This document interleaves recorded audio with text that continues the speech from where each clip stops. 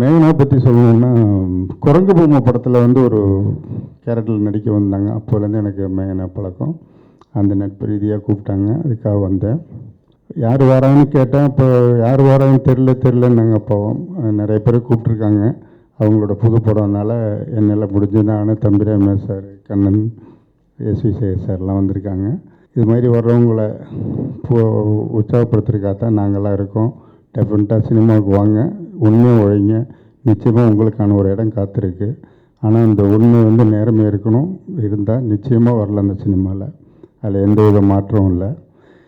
அப்புறம் ஒரு போன ஆடியோ ரிலீஸில் வந்து ஒரு கங்கைமன் சார் சொல்லியிருந்தார், ஒரு ஜிவிபிராஜ் மேலே என்ன கோபம் தெரில, 7 கோடி ரூபா சம்பளம் வாங்குறாரு, அவர் வந்து எங்கள் சாங்கை யூஸ் பண்ணார் அப்படின்னு. அந்த ராஜா சார் சாங்க அவருக்கு வேலை தெரியலையாங்கிற மாதிரி. ஜிவிபிராஜ் வந்து அவ்வளோ தங்கமான மனுஷங்க. அவர் 7 கோடி வாங்குறது வந்து இவருக்கு என்ன ஏதாவது வைத்தறிச்சலாக காண்டான்னு தெரில. எத்தனையோ பஞ்சாயத்துக்கு நான் ஜிவிபிராஜ்கிட்ட போய் கேட்டிருக்கேன்.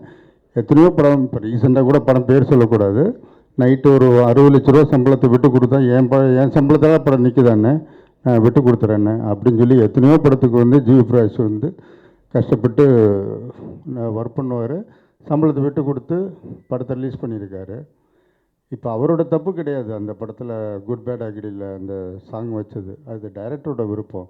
ஏன் இப்போ ராஜா சார் பண்ண அந்த பிதாமகனில் கூட இவர் சிம்ரன் ஆடுற சாங்கில் எல்லாம் இப்போ அந்த எம்எஸ்வி பாட்டு தான் பாடியிருப்பாங்க. அப்போ என்ன ராஜா சாருக்கு வேலையை தெரியலன்னு சொல்ல முடியுமா? கரெக்டு. அதனால் அது வந்து ஒரு காலம் ஜிவிபிராஜை தப்பாக எடுத்துக்க வேணாங்கிறதுக்காக நான் சொல்கிறேன். நன்றி, வணக்கம்.